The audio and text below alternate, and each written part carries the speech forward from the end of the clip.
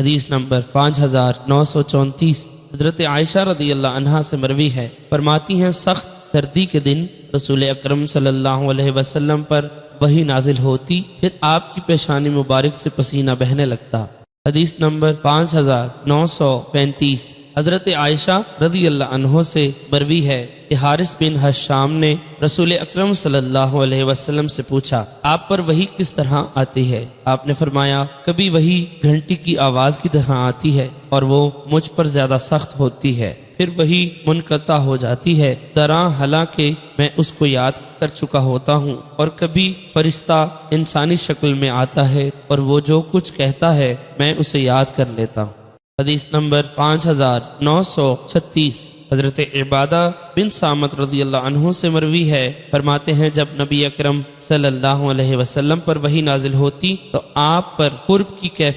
کیفیت ہوتی اور آپ کے چہرے کا رنگ متغیر ہو جاتا۔ حدیث نمبر 5937 حضرت عبادہ بن صامت رضی اللہ عنہ سے مروی ہے، فرماتے ہیں جب رسول اکرم صلی اللہ علیہ وسلم پر وحی نازل ہوتی تو آپ اپنے سر کو جھکا لیتے اور آپ کے صحابہ کرام بھی اپنے سروں کو جھکا لیتے، اور جب وحی کا سلسلہ منقطع ہو جاتا تو آپ اپنا سر اقدس اٹھا لیتے۔